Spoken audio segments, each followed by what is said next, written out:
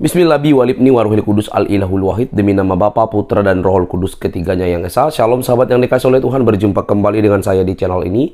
Terima kasih telah mendukung perkembangan channel ini dengan cara subscribe, memberi like, sehingga video dari channel ini direkomendasikan oleh YouTube untuk menjangkau banyak orang. Teman-teman boleh memberikan komentar yang cerdas yang berkaitan dengan video yang saya upload, dan dukung saya dengan cara men-share video dari channel ini di berbagai media teman-teman. Tuhan memberkati kita. Sahabat yang dikasih oleh Tuhan, kali ini kita akan melihat bahwa apa yang diklaim selama ini bahkan kelihatan berhalusinasi, bahwa ada banyak para mualaf, oknum-oknum mualaf di channel-channel mereka mengatakan bahwa banjir mualaf di mana-mana. Apakah itu benar? Rasa-rasanya ya bisa diklaim semata dan untuk menyenangkan telinga, bahkan untuk mengelabui, mengaburkan apa yang terjadi saat ini di berbagai belahan dunia. Sebenarnya kita tidak dapat menipu orang lain. Kalau kita melek atau melihat dunia internet dengan baik, ada banyak orang-orang yang sudah meninggalkan Islam dengan alasan yang begitu luar biasa. Ada yang disembuhkan, ada yang diberkati, dan banyak hal yang terjadi dalam kehidupan mereka. Sampai kapan begini? Sampai Yesus datang kedua kali.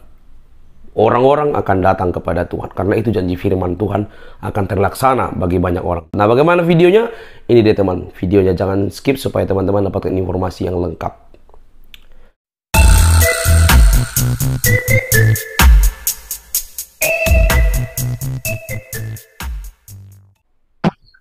Ketik aja Matius 10 nomor 32. Matius 10 nomor 32. 10:32. Oke, siap. Ya, baik, besarkan saya baca. Oke, baik. Kullu mayyashhadu. Yashhadu. Perhatikan itu baik-baik pemirsa. Bersyahadat. Kulum mayas sadu bersyahadat. Yes. Padahal ini Alkitab kita nih. Alkitab kita dia bahas. Engkau bukan Kristen, engkau bukan pengikut Yesus. Kalau engkau tidak bersyahadat apa? Isa Rasulullah. Kita bukan Kristen, Bu, kalau tidak bersyahadat. Karena ternyata Yesus itu adalah itu Isa. Kullu mayyashhadu. Yashhadu. Itu dari kata syahadah, bersaksi. Li kudama nas.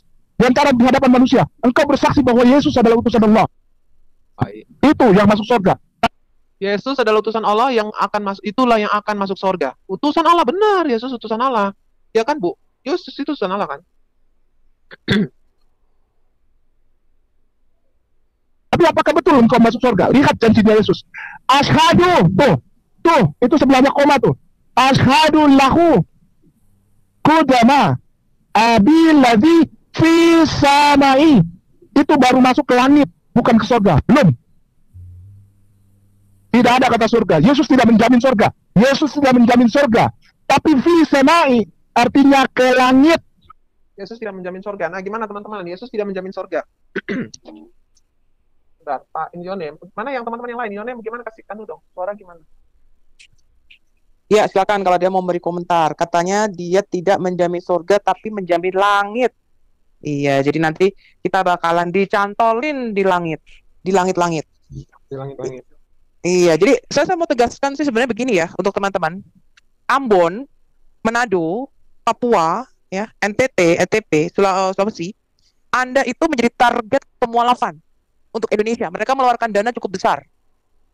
Ya, jadi kalau gereja di sana tidak mulai untuk mengajarkan apologetika, tidak mulai untuk mengajarkan jemaatnya dengan dasar doktrin yang kuat, akan repot loh teman-teman. Saya kasih tahu Anda akan menghasilkan Ahmad, si Kaing-Kaing, dan Aristo lainnya. Saya kasih tahu Anda, karena dasar apologet Anda nggak kuat. Ya, Anda itu sasaran pemualafan. Saya kasih tahu dulu ya, mereka mengeluarkan dana cukup besar. Saya nggak usah ngomong di sini. Ya, bagaimana caranya? Kita tahu strategi mereka. Ya. Medan, ada sasaran pemualafan. Ya, bahkan mereka memaksa menjual tanah, ya secara pribadi saya kenal, dipaksa tanahnya dijual untuk dijadikan Islamic Center. Kalau nggak mau disuruh maju ke pengadilan. Ya. Orangnya ada di sini, teman-teman. Ya, kita bisa kasih buktinya. Jadi Anda itu sasaran pemualafan, apakah Anda mau menghasilkan Ahmad dan Aristo lainnya? Saya kasih tahu Anda. Mau nggak? Jadi kalau Anda yang tadinya Kristen, yang sudah merasa saya dari kecil udah orang Ambon, saya lahir sudah shalom, Saya udah orang Manado, Bu Sofi. Saya dari bayi lahir saja sudah Kristen, saya sudah dibaptis dari lahir. Kalau Anda tidak belajar Alkitab, Anda tidak membuat satu keputusan pribadi untuk mengikut Tuhan dengan sungguh-sungguh, saya kasih tahu Anda akan menghasilkan Ahmad lainnya, Aristo lainnya. Kenapa? Karena Anda tidak back to the basic. Anda tidak balik ke dasar Alkitab biblical yang sangat kuat. Ya, apalagi nggak pernah baca Alkitab. Sayang sekali, teman-teman. Nah, sekarang kita lihat ini. Dia mengatakan, ya, ini Ahmad ini yang mengaku jago bahasa Ibrani. Tapi setelah kita tantang, saya waktu dia masuk di Pak Bomom, tantang untuk berdebat, berdialog, dia nggak mau. Ya, dia menghindari. Katanya. Bukan itu katanya. Waktu saya bilang, Ahmad lu bakal dapat 72 bidadari berdata motor. Jadi Ahmad itu nggak tahu apa-apa. Convert ya, katanya, saya mendapatkan hidayatullah. Hah? Ya. Nah, jadi tapi Muslim itu terbuai dengan terpesona dengan kebohongan-kebohongannya yang dibungkus abis ya dengan seakan-akan Google Paste. Ya, dan mereka malah memberikan gelar kristologi. Jadi Islam itu adalah agama terkepo. Ya, Islam itu harusnya belajar Islamologi lebih dalam, belajar hadis-hadis. Ya, kita salut sama orang-orang Muslim, ada beberapa yang ke TikTok. Ya, mereka mengatakan saya tidak mau menyentuh Alkitab, Bu Sofi, karena saya tidak mempelajari Alkitab. Saya mau menjawab saja tentang iman Islam. Oh, saya salut sekali. Anda ahli tafsir, ahli hadis, bagus. Ya, jangan Anda sudah keluar dari Kristen, masih nyantol di agama Kristen. Masih menyamakan Isa yang adalah cucunya si Imron, keponakannya Musa dan Harun, dibunuh pada zaman Musa, disama-samain sama Yesus. Berkali-kali kita sudah mengatakan loh, Ahmad. Ya, mantan itu lupain aja. Nah, jadi teman-teman saya banyak ketemu ya di TikTok ketika saya menginjili di TikTok. Mereka sosok Pancasilais, ya, mengatakan nggak usahlah kita angkat perbedaan-perbedaan ini, tidak usahlah kita berdebat antar agama. Saya kasih tahu Anda ya, hapus Quranmu yang menyangkut nama-nama nabi dalam Alkitab. Ya, jangan lagi pakai nama Ibrahim, jangan nyolong nabi-nabinya Alkitab. Jangan pakai nama Musa yang ada Musa, semua kisah Musa dihapus. Yang ada si Isa yang kamu sama-sama dihapus. Jangan Quranmu kepo ngata-ngatain, menyamakan Nasrani dengan Kristen dan Yahudi, ngata-ngatain orang Yahudi, kemudian kami tidak boleh menjawab Quranmu. Bahkan ada yang munafik begini, sudahlah kalau di Quran itu memang kami mengatakan kalian orang kafir, tapi itu internal aja kok. Jadi kami kalau diam-diam di antara sesama muslim, kami boleh ngatain kalian kafir, boleh penggalah kepala kalian, penggalah kepala orang kafir. Tapi itu tidak untuk diskusi umum, katanya begitu. Ya, jadi ini agama paling munafik. Beda. Ya, kalau kita melihat compare to Hindu atau Buddhis atau agama lain, kita tidak terlalu banyak gesekan. Kenapa? Karena mereka punya their own system of belief.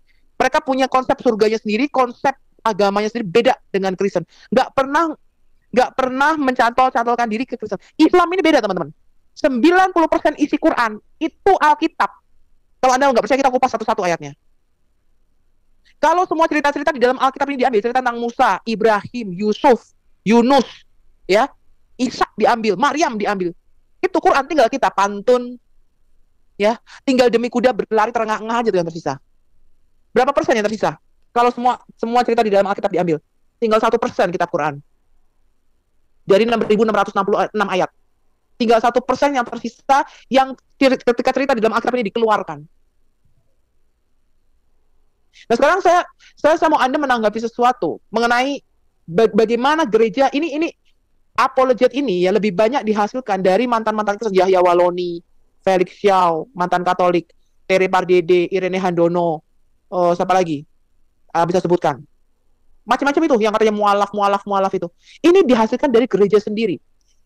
Dan nanti saya akan bicara tanggal berapa ya? Mungkin tanggal 15 ya, mengenai sejarah Islam, dan mungkin akan kita live-kan bahwa Islam ini adalah bidat Kristen atau dari salah satu heresi atau bidat Kristen. Bidat Kristen, teman-teman. Ya, nanti kita lihat sejarahnya. Nah, karena itu, saya minta Anda yang mendengarkan YouTube, TikTok, dan sebagainya, gereja itu mulai sadar. Kembali khotbahnya itu back to the basic. Khotbahnya kembali ke Alkitab, kembali ke pondasi dasar iman Kristen. Coba dibayangin ini. Ini yang katanya sekolah S3, yang ngakunya itu pastor, si Ahmad Kainama ini, bisa nggak tahu loh kalau Yesus itu menjamin keselamatan. Bisa mengatakan kita ini kecantol di langit. Coba bayangin, teman. Dia nggak tahu harus sama Yim atau Uranos. Nggak tahu dia istilah Uranos atau Samaim. Itu kan memprihatinkan sekali. Sekolah STT-nya di mana? Mungkin Bu Sofi bisa jelasin kali ke Tante Kaing apa yang dimaksudnya Uranos, kemudian itu semua, supaya dia tidak kait-kait di cocokologi gitu. Dikatakan Yesus itu ada di Uranus, hanya di langit, bukan di sorga. Uranus, ya Uranus itu adalah bahasa Yunani dari Samayim, bahasa Ibrani Samayim. Samayim itu artinya bentuk jamak dari kata langit. Kenapa diterjemahkan langit? Ya, langit-langit. Karena di dalam pandangan Yahudi, yang namanya Samayim atau langit-langit itu dibagi 3. Ada langit pertama, langit kedua, langit ketiga. Langit pertama itu tempat di mana kita masih bisa melihat atmosfer, ada burung-burung, itu ada di kitab Yeremia. Kemudian langit kedua itu tempat di mana bintang-bintang, ini bicara langit kedua, ada bintang, ada planet, ada galaksi, semua itu bicara the second heaven. Langit ketiga itu bicara dimensi roh, tempat Tuhan bertahta. Ya. Jadi ketika dikatakan Yesus naik, coba kita buka dulu Ibrani 9, bisa ada yang buka nggak? Ibrani 9 ayat 23, 24, ada yang bisa buka? Laptop saya masih di-charge sih soalnya. Coba kita buka, Yesus naik kemana? Apakah betul Yesus kecantol di atap? Kalau di dalam Islam, Nabi Isa itu terangkat ke surga, itu bukan melalui Bukit Zaitun ya, seperti dalam Alkitab, tapi di dalam sebuah rumah, lalu dia terangkat ke langit-langit, nabrak ini loh, apa? Mungkin lewat apa tuh namanya kalau di sini tuh apa namanya yang buat pemanas ruangan tuh, pipa yang kayak ada Sinterklas turunnya lewat pemanas atap, lewat atap, naiknya lewat atap. Coba bisa buka Ibrani, ada yang bisa buka Ibrani 9? Tolong Bro Dev, boleh bantu ya, karena ini lagi recording dan dia tidak bisa minimize. Ntar aku bacakan aja deh. Kita bacakan aja langsung ya, nggak usah dibuka ya. Ya oke. Coba kita buka, Yesus kemana naiknya? Kita buka Ibrani.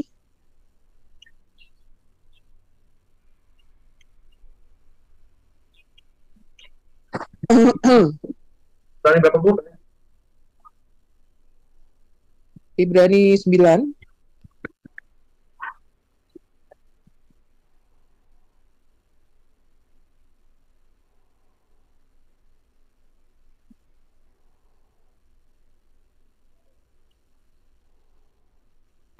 Ini udah. Ibrani 9 ayat berapa?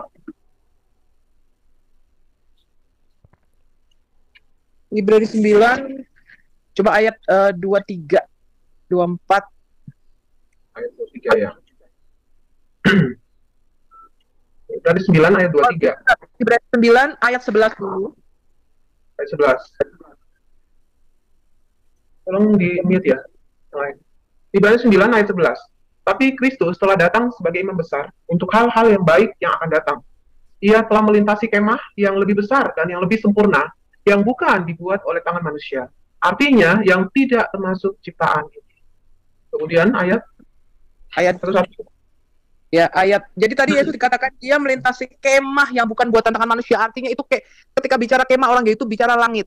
Ya, langit itu di dalam pandangan orang Yahudi seperti kemah, seperti tenda. Jadi mereka kalau bikin tenda itu bisa dari kulit binatang.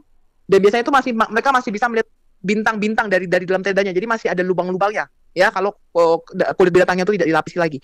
Jadi mereka menggambarkan langit ini seperti kemah. Ya, ketika bicara kemah itu bicara tenda itu seperti langit ya. Jadi dikatakan dia melintasi langit, segala langit. Coba kita lihat lah. Bulan berapa, Bu? 23, 24. 23, 24. Apa katanya?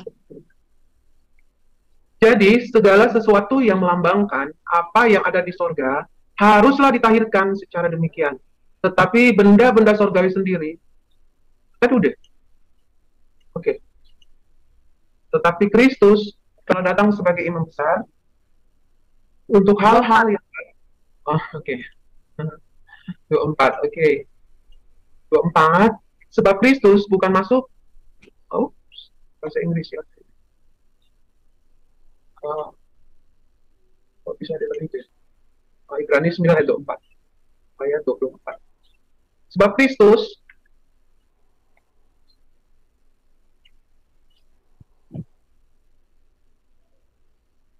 ayat 23. Jadi segala sesuatu yang melambangkan, ya tadi dia tidak tahu itu.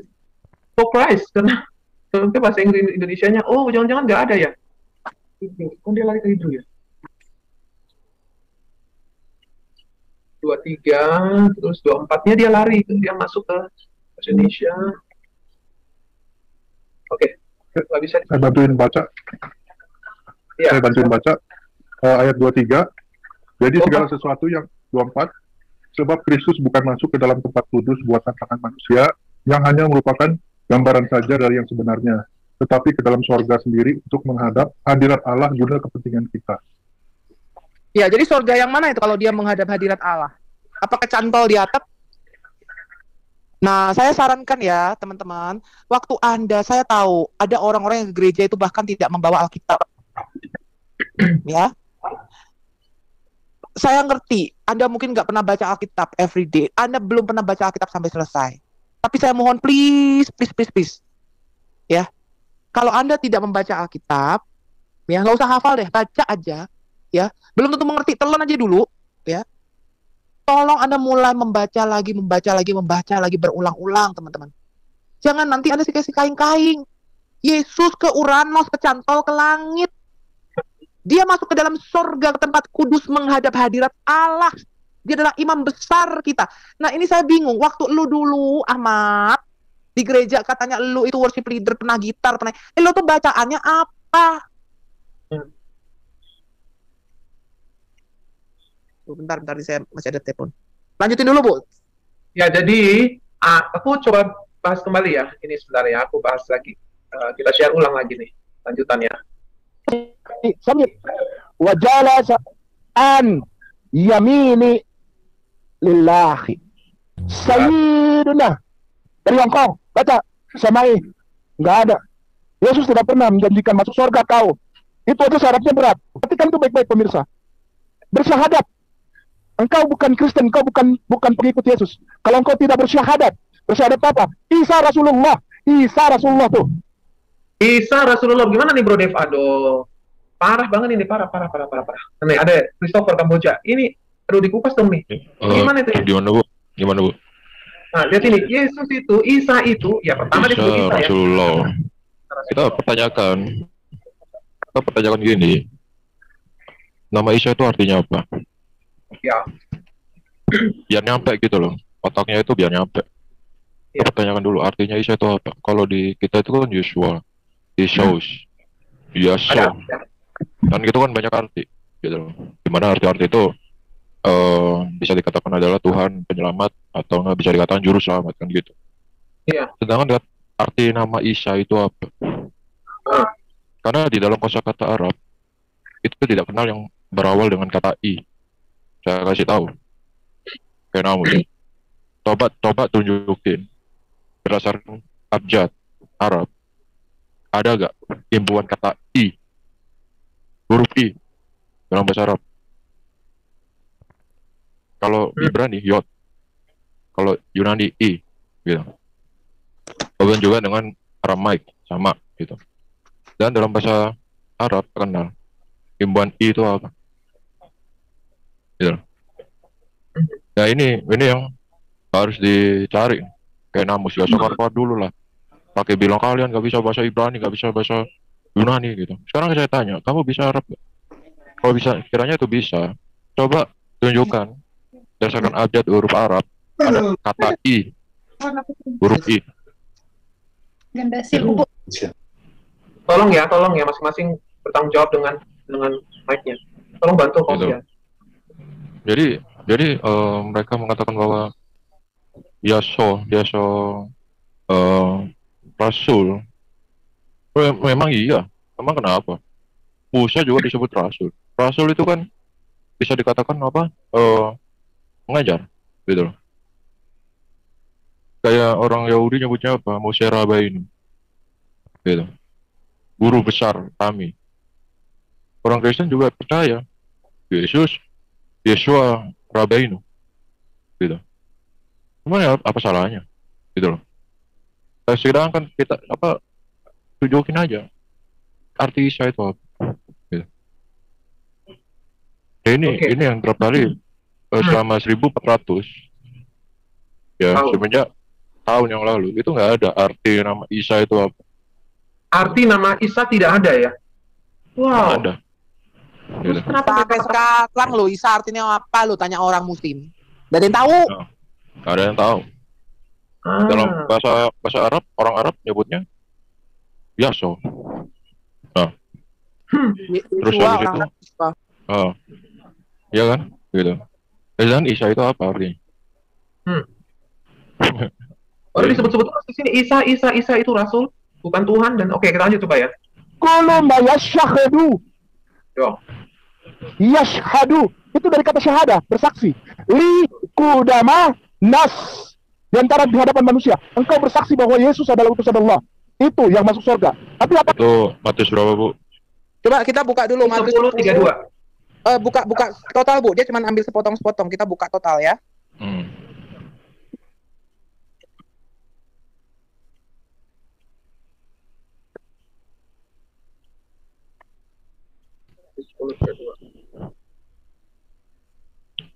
Soalnya orang ini berbohong luar biasa gitu loh, Bu. Kalau Iya. di dalam Lu suka menolong. di dalam teks Arabnya itu nggak ada loh asyhadu itu. Bohong dia itu. Wah. Aduh, tante. Jangan gitu dong, tante. Loh iya. Gitu. Itu ini ya aku baca kan tadi yang dikutip itu Matius 10 ayat 32 ya, Bu ya. Wah, ya. Nah, ini aku baca dalam bahasa Arabnya literasinya ya, interlinearnya ya. Katakan wakul ma ya tarif kuda al-naas al-taraf ana yadin bin kudam abi alti bi al-samawati. Artinya, Mana asadu? Mana? Di sini aja awalnya itu wakul luman ya tarif bin kudam ya anas ya al-nas. Mana? Gitu. Mana? Jadi katakan bahwa asadu. Gitu. Nih, Makanya dia baca dari mana sih? Aneh. Asadu. Barang siapa bersahadat barang bukan, barang siapa mengakui aku. Ya, mengakui dia sebagai apa? Sebagai Mesias. Kamu tahu nggak arti Mesias? Mesias Al-Masih, tahu nggak kalian? Muslim itu mengartikan Al-Masih itu pengusap, berkaki datar, apalagi? Penggosok, pengepel, penyetrika, pengepul. Itu arti Al-Masih. Bayangin mereka Al-Masih aja nggak tahu. Ketika menyebut Al-Masih itu artinya anak Allah yang diurapi sebagai anak Allah. Makanya semua mengatakan engkau Mesias, anak Allah. Mereka tahu Mesias itu adalah anak dari yang Maha Tinggi. Ketika Yesus di hadapan kepada imam besar katakan kepada kami, engkau Mesias nggak? Anak Allah, anak dari yang Maha Tinggi. Nah kok sampai sono jadi si Isa bin Maryam? Mana jadi anaknya Maryam? Sejak kapan Yesus disebut Yesus bin Maria? Yesus itu anak Daud. Kenapa disebut anak Daud? Artinya Mesias. Ya selain itu anak Daud, tapi anak Daud adalah sebutan khas, sebutan khusus bahwa dia mengakui Yesus adalah Mesias. Mesias adalah anak Allah. Baca Mazmur 2. Waktu lu di gereja dulu ngapain sih? Gue bingung sama lu. Tante kain nih. Iya, bahkan aku tambahin dikit ya, Pak ya. Kalau di dalam tradisi Yahudi nama anak tersebut itu nggak ada dengan imbuhan kata nama ibu itu nggak ada, Bu. Rata-rata itu dengan nama ayah gitu. Contoh seperti Yohanes ya, murid yang dikasih oleh Yesus, yaitu Yohanes yang menulis Injil Yohanes itu ya. Itu aja namanya itu Yohanan bin Zebedius. Zebedius itu nama ayahnya. Itu. Terus Petrus yang disebut Simon bin Yunus. Itu nama ayahnya. Gitu. Salomo anak Daud. Nama ayahnya. Semua itu dalam tradisi Yahudi itu nama anaknya itu selalu di belakangnya itu dengan sebutan nama ayahnya gitu. Kayak saya juga dikatakan David Bar Andrea gitu. Gak ada nama ibu gitu. Ya ini PR juga buat kayak nama tradisi mana mengatakan bahwa Yahudi itu memakai nama dari ibu gitu. Iya, ini aneh ya, Isa bin Maryam. Dari mana tuh mereka mendapatkan itu? Karena Alkitab tidak pernah mengatakan itu. Yesus itu punya ayah di bumi ini Yusuf, maka dikatakan anaknya Yusuf, betul nggak? Betul. Secara manusia, ini bisa jadi nggak punya bapak di dalam Quran. Tapi itu aku masih meneliti itu. Dari mana mereka dapat cerita itu? Iya. Ini kita lanjut lagi ya. Nah, sebentar. Aku lagi. Ini lucu sih sebenarnya, kita harus tertawa juga lihat. Tertawa dulu deh buat tante kain nih. Betul engkau masuk surga. Lihat janjinya Yesus. Asyhadu, tuh, itu sebelahnya koma tuh. Asyhadu lahu Kudama abi ladzi fi samai. Itu baru masuk ke langit, bukan ke surga. Belum ke surga, baru langit. Apa bedanya loh surga sama langit? Nah, itu. Baru dia katakan di sini, pada bahasa Indonesia jelas loh, siapa mengakui aku di hadapan manusia, aku pun akan mengakuinya di hadapan Bapakku di surga. Kita Kain nggak mengerti ke bahasa Indonesia, kok sampai mau bahasa Arabnya baru salah pula kali dia jawab. Gimana nih? Ya, sorry ya, ini aku tidak ke Google Translate ya, Bu ya. Ya, Translate itu ada bacaannya. Mana kata asyhadu itu mana? Di mana? Di situ aja wakul ya tarif di kudam al naas ataraf ana ayidan. Mana? Asyhadu itu. Keramus mana? Gitu. Kita itu sudah jenuh mendengar kebohongan, kebodohan. Gitu. Kalau kamu tunjuk itu suatu hal yang kebodohan, gitu. Kita sudah berhenti menjadi orang bodoh. Kita berusaha untuk menjadi orang yang pintar. Pintar dalam artian meneliti, gitu. Mana? Kata asyhadu. Pakulu man, kayak tarif di kudam. Hah? Mana kayak namus? Cuma kamu nunjukin bahasa Arab. Kenapa sekalian juga nggak kamu baca itu? Yunani. Yunaninya sekalian nggak kamu baca itu kenapa? Kamu katanya bisa bahasa Yunani. Ya, sekalian dijelasin juga, katanya Yesus itu tidak berada dia hanya ada di langit, Uranus. Aduh, apa itu maksudnya? Dia hanya ada di Uranus, langit. Bahkan nanti lebih lanjut lagi, kita akan melihat bahwa Yesus ada di rukun Yamani. Wow. Ya, kita counter balik juga, Bu. Iya, ya. Berarti Allah SWT itu di Arsy. Arsy itu tempatnya di mana? Iya. Nah, ini kita lihat lagi ya. Kita lihat lagi nih. Sama ini, Bu. Saya pertanyakan juga ke Kenamus. Satu aja. Silakan. Coba jelaskan pada kita ini kaum kafir yang kalian anggap kami itu orang kafir. Coba jelaskan berdasarkan Al-Imran 55. Sesungguhnya dia berada di sisinya. Pertanyaan. Sesungguhnya ini Allah SWT ini kedudukannya di tingkat langit keberapa? Ulang lagi. Langit ketujuh atau langit kedua? Langit ketujuh atau langit kedua? Nah, loh. Dia bilang, ya, itu Isa kan diangkat di sisinya Allah, ya nggak? Iya. Dasar lu Ahmad. Ketampol lu ya, ketampol. Iya. Apa lupa si Tante Kenama ini si Momo waktu ke Isra Mi'raj itu kan ketemu Allahnya itu terima apa itu sholat itu kan di langit apa terakhir ketujuh ya? Hah? Jadi sama aja. Rumah SWT juga di langit ya. Langit rumahnya SWT. Masa bisa makan? Iya, ya itu aja maksudnya. Iya. Langit ketujuh Arsy, ya itu. Ya, kalau itu karena Yesus yang ketiga. Karena gini, Bu, percaya saja. Karena ini adalah salah satu kerancuan yang bikin saya gagal. Jadi sebenarnya ini Allah SWT ini sebenarnya itu di langit keberapa? Langit ketujuh atau langit kedua? Karena di Quran sendiri bilang Isa kembali di sisinya. Gitu. Kenapa di dalam sunnah mengatakan bahwa ketika Isra Mi'raj baginda itu ketemu dengan Isa itu di langit kedua. Ya, betul. Nah, sesungguhnya Allah SWT ini sesungguhnya itu di langit keberapa? Ketujuh atau kedua? Pindah bro. Hari ini di langit kedua, besok langit ketiga. Tadi Tante Kain bilang langit ketiga. Berarti masih naik kelas. Karena kan di langit kedua itu kan Isa dengan Yahya gitu kan, langit kedua gitu. Tapi kenapa Allah SWT ini ke langit ketujuh? Sedangkan di dalam Quran 3 nomor 55 di sini dikatakan kembali di sisinya. Berarti Isa ini di langit keberapa kalau gitu? Begitu juga dengan Allah SWT. Ini langit keberapa?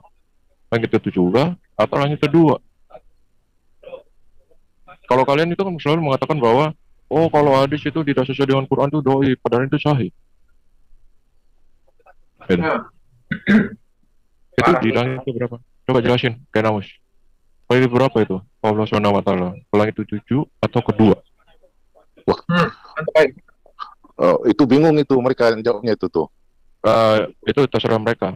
Setelah selamat bingung bersama. Saya juga bingung. Kalian bingung, saya juga bingung.